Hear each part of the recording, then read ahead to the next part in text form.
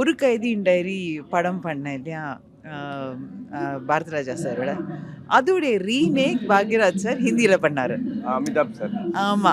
And நான் பண்ண character வந்து ஸ்ரீதேவி பண்ணாங்க. அப்போ எனக்கு ரொம்ப பொசெசிவா இருந்தது. என் கேரக்டர் வேற யாரோ பண்றாங்க. பட் ஸ்ரீதேவி பண்றாங்கன்னு சொன்னோனே ரொம்ப சந்தோஷமா இருந்தது. தி திங் இஸ் சம்ஹவ் அந்த சான்ஸ் கிடைக்கல.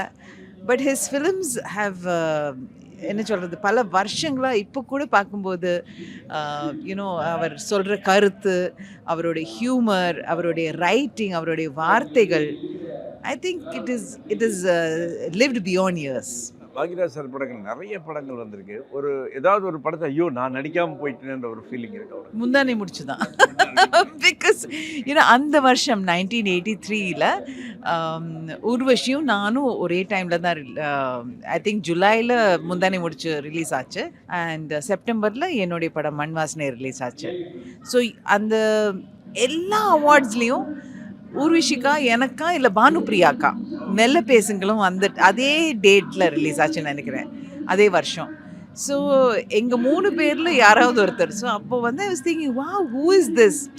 எனக்கு வந்து ஊர்வஷி, பானுப்ரியா நாங்கள் எல்லாரும் சேர்ந்து நிறைய படங்கள் ஃபோட்டோகிராஃப்ஸும் எடுத்திருக்கோம்.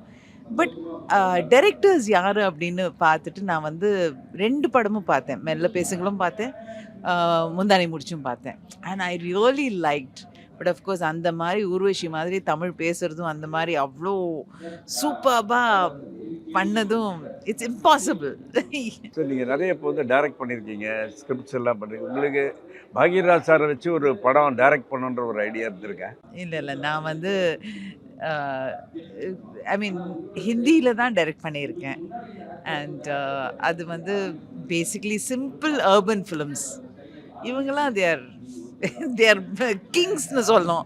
இவங்க படம்ல ரீமேக் பண்ணலாம் அதெல்லாம் முடியாது. It's not possible. அண்ட் அந்த மாதிரி படங்கள் வந்து ரீமேக் பண்ணவும் கூடாதுன்னு எனக்கு தோணுது. ஏன்னா director, writer, screen play writer, எந்த டைமென்ஷன் உங்களுக்கு ரொம்ப பிடிச்சது? ரைட்டர். ஐ திங்க் ஹீஸ் வார்த்தைகளில் விளையாடுறதுங்கிற ஒரு விஷயம் இருக்கு இல்லையா?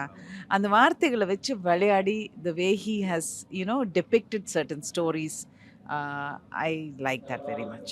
ஒரே வார்த்தையில் பாக்யராஜ் பற்றி சொல்லணும்னா ஒரே வார்த்தை கொஞ்சம் கஷ்டம் because there are too many dimensions. But anyway, I'm happy that 50 years is a big achievement. So congratulations. Vijayanath sir கூட நான் படம் நடிச்சதில்லை. அண்ட் அவர் சொல்லியிருக்காரு ஏதோ 1-2 படத்துக்கு ட்ரை பண்ணி டேட்ஸ் கிடைக்கலன்னு. எனக்கு தெரியல பிகாஸ் அந்த டைமில் I was not taking care. அம்மா தான் வாஸ் டேக்கிங் கேர். ஆனால் எனக்கு ஒரு இன்ட்ரெஸ்டிங்கான ஒரு விஷயம் என்னென்னா, நான்